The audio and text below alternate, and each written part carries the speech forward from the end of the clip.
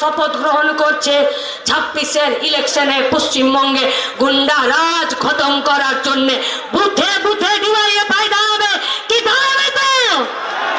কোথাও পিছু হটবো না তো?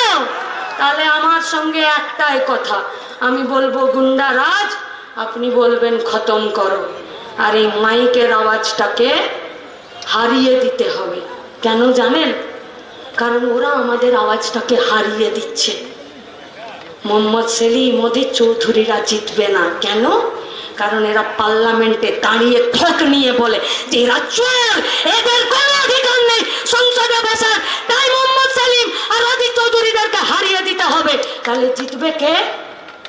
হিমানি লিপস্টিক পাউডার লাগানো হিরো হিরোইনরা আর ইউসুফ পাঠানরা।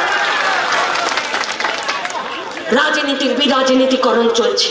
মানে আরে ওষুধের দাম বাড়লে ওদের কিছু যায় আসে? চালের দাম বাড়লে ওদের কিছু যায় আসে? ইলেকট্রিক বিলের দাম বাড়লে ওদের কিছু যায় আসে? আমাদের গাড়ি ঘোড়া ট্রেন বাসের ভাড়া বেড়ে গেলে ওদের কিছু যায় আসে? আসে না গো, আসে না। এই বহরমপুরের মাটিতে ডিএম অফিসে যতবার ডেপুটেশন দিতে এসেছে এরা আটকে দিয়ে পিটিয়ে দিয়ে জেলে ভরে দেয়নি, আমাদেরকে দেয়নি। তাহলে এরা আমাদের ডেপুটেশনটা পর্যন্ত নিতে চায়নি। আর আমরা যখন তার বিরুদ্ধে রাস্তায় নেমেছি তখন এরা আমাদের বিরুদ্ধে গুন্ডা লেলিয়ে দিয়েছে। গুন্ডা, দু ধরনের গুন্ডা আছে গো।